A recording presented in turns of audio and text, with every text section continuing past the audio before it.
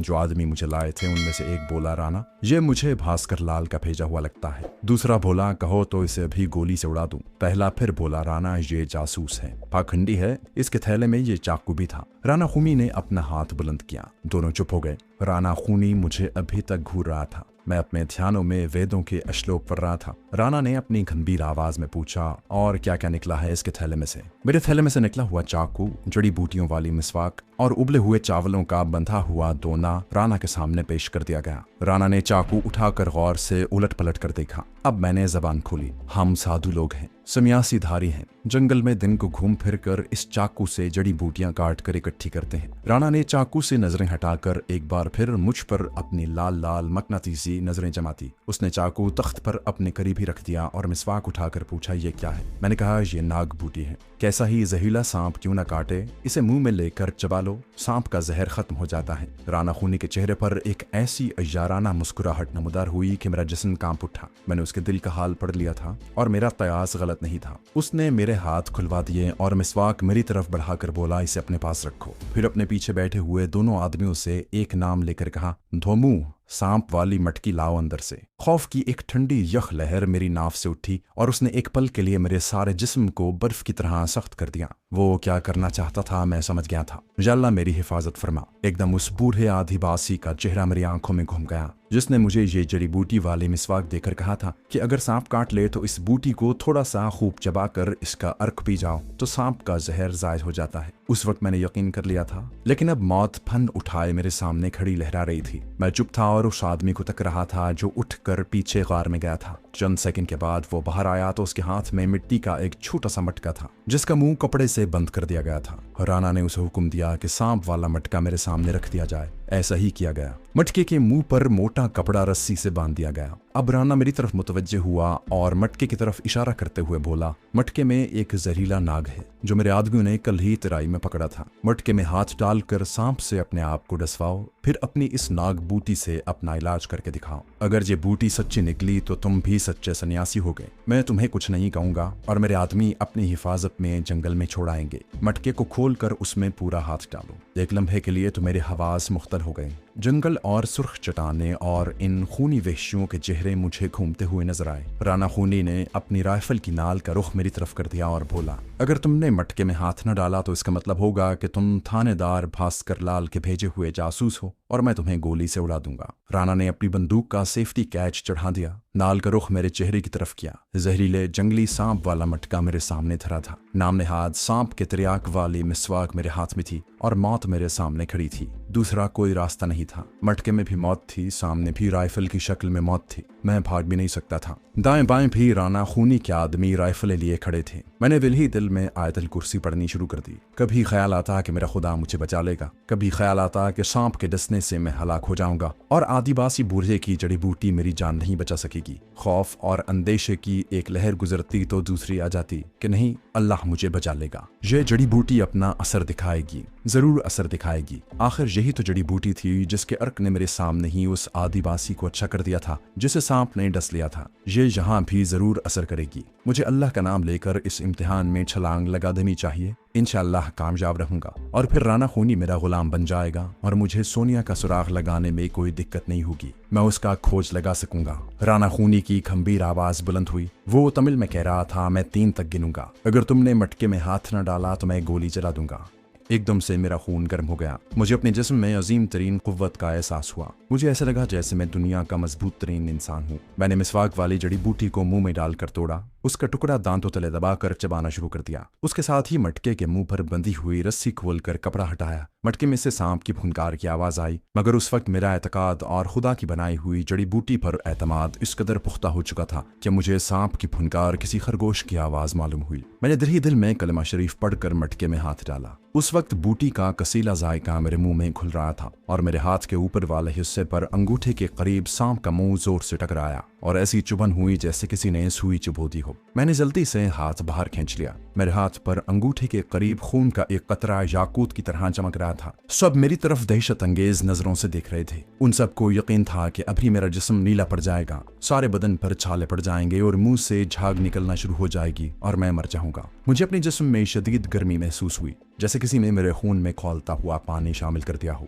मैंने जोर जोर से बूटी को चबाकर उसका अर्क निगलने की कोशिश की। बूटी बड़ी सच्ची थी, उसका अर्क बड़ी तेजी से निकल रहा था, जिसका जायका इंतहाई तल्ख था। मैं आलती पालती मार कर बैठ गया। राना खूनी के एक आदमी ने लपक कर मेरे अंगूठे वाली जगह पर सांप डसने का निशान देखा और चिल्लाया, राना, सांप ने डस लिया है। राना ने बंदूक की नाल नीचे कर ली। उसके आदमी ने मुंह बंद करके उसे वहीं पड़ा रहने दिया। मेरे कानों में शां शां की आवाज आ रही थी। जिस्म ढीला पड़ने लगा। मैंने अपने हाथों की उंगलियां हिलाई तो वो सुस्त पड़ चुकी थीं, जैसे सो गई हैं। मैंने बूटी का दूसरा टुकड़ा तोड़ा और उसे भी जोर जोर से चबाने लगा। मेरे जबड़े भी सख्त होने लगे थे। मैं समझ गया कि बूटी नाकाम साबित हुई है और अब अल्लाह ही मेरा मुहाफिज है। मैं मर रहा हूँ। मैंने दिल में कलमे का विर्द शुरू कर दिया। साथ ही बूटी का अर्क भी चबा चबा कर निकलने लगा। मेरी आंखें बंद थीं। अंधेरे में नीले पीले तारे नाच रहे थे। फिर यूं महसूस हुआ जैसे जबड़े की सख्ती कम हो रही है। मैंने उंगलियां हिलाई। अब वो भी जैसे नींद से जाग उठी थी। बदन में खुशी और उम्मीद की एक लहर दौड़ गई। खुदा ने मेरी जान बचा ली थी। बूटी का अर्क सांप के जहर को जायल कर रहा था। फिर मेरे जिस्म की हालत बिल्कुल नॉर्मल हो गई।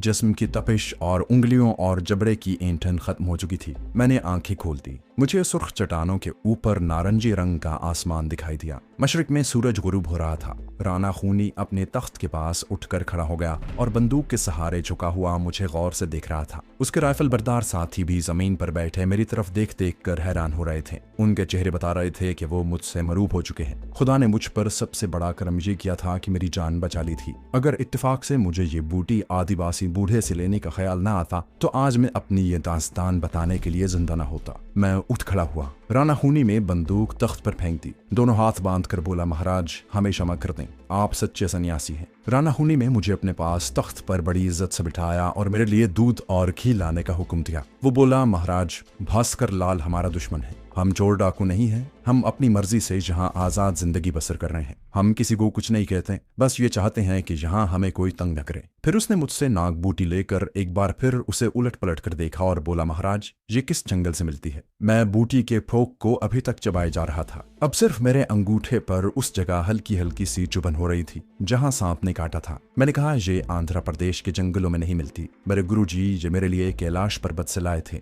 वो कहने लगा, महाराज, जिस सांप ने आपको डसा था वो इस इलाके का सबसे ज्यादा जहरीला नाग है। हमारे पास इस किस्म के 4 नाग हैं जो हमने अपने दुश्मनों के लिए बंद कर रखे हैं। आप सच्चे सन्यासी साधु हैं। क्या मैं आधी बूटी ले सकता हूँ? मैंने बूटी उसके हाथ से ले ली, उसे आधा तोड़ा और उसे देते हुए कहा, राना, ये तुम्हारी बाकी जिंदगी के लिए काफी है। उसने बूटी अपनी सदरी की जेब में डाली और हाथ बांध कर मेरा शुक्रिया अदा किया। इतने में उसका आदमी साथ वाले गार से एक प्याले में दूध और घी गर्म करके ले आया। मैं पीना तो नहीं चाहता था, मगर मैंने सुन रखा था कि अगर सांप के कांटे से आदमी बच जाए तो उसे दूध और घी गर्म करके जरूर पीना चाहिए। मैं प्याला पी गया। दूध और घी बिल्कुल असली थे और उनमें से खालिस दूध और खालिस घी की अलग अलग खुशबू आ रही थी। राना हाथ बांध कर बोला, महाराज, आप हुक्म दें तो मेरा आदमी आपको आपके स्थान तक जंगल में छोड़ाए। उसने मेरा थैला भी मेरी खिदमत में अदब से पेश कर दिया। जिसके पास मेरा चाकू था उसने मेरे सामने डाल दिया। मेरा स्थान कहाँ था? जहाँ मैं जाता। दिल में खूनी राना को मुखातिब करते हुए कहा, अब तो बेटा यही मेरा स्थान है।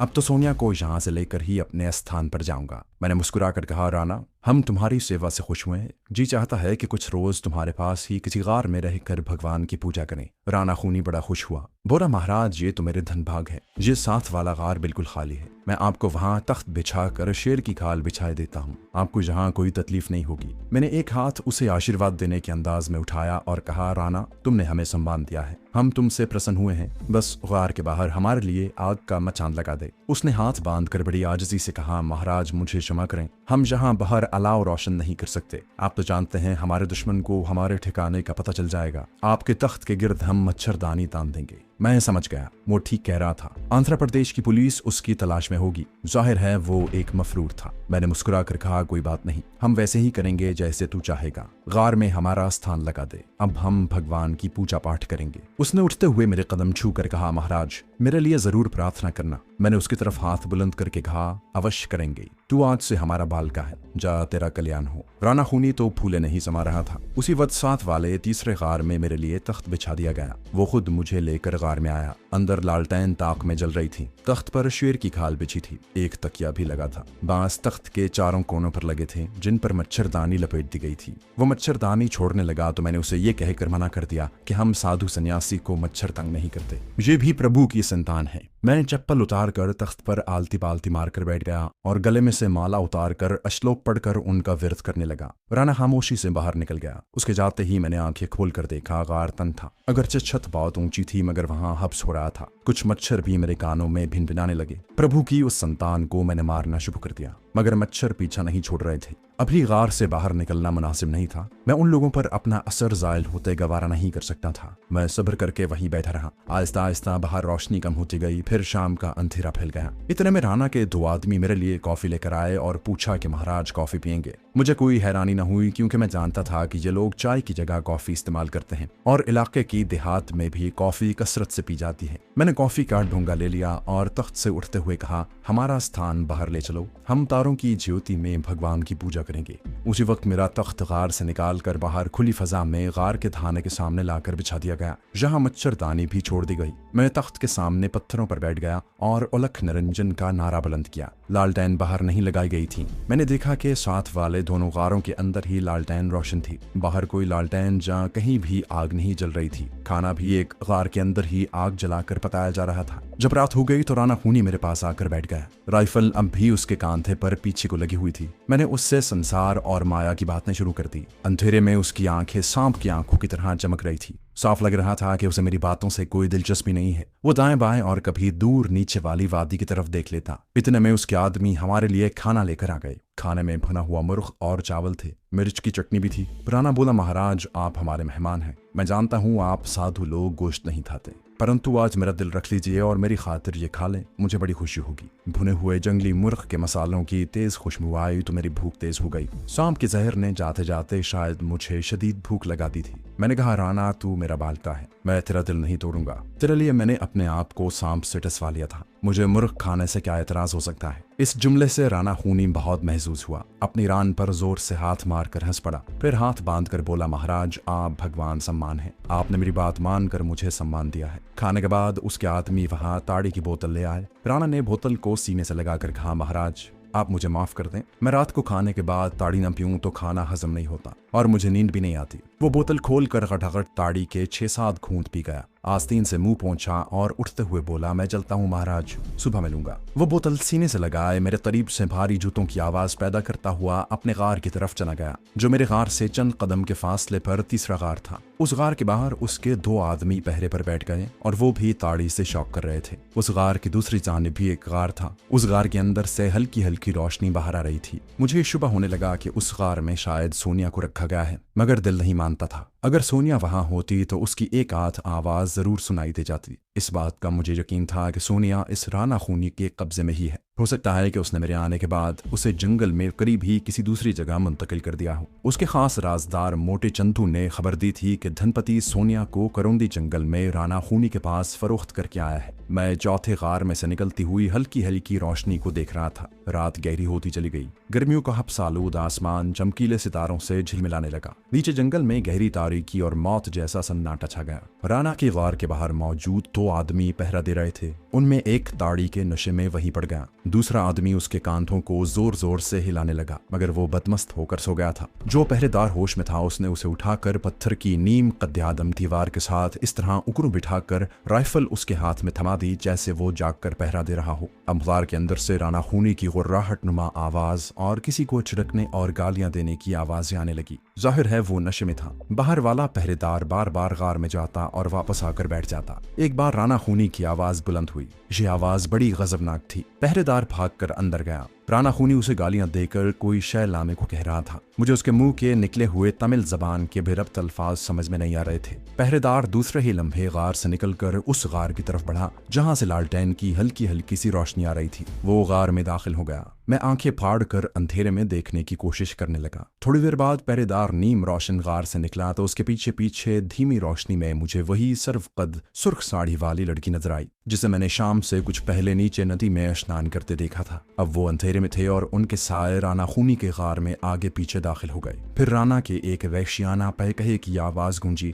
और मैंने पहरेदार को देखा कि जल्दी जल्दी कदम उठाता हुआ गार से निकला और बदमस्त साथी के पास ही दीवार से टेक लगाकर बैठ गया। फिर राना के गार में भी सन्नाटा छा गया। मैं वहां से उठकर किसी चौथे गार की तलाशी लेना चाहता था। हो सकता था वहां से मुझे सोनिया का कोई सुराग मिल जाए, मगर मुझे चौथे गार तक पहुंचने के लिए लामहला राना खूनी के गार के आगे से गुजरना पड़ता।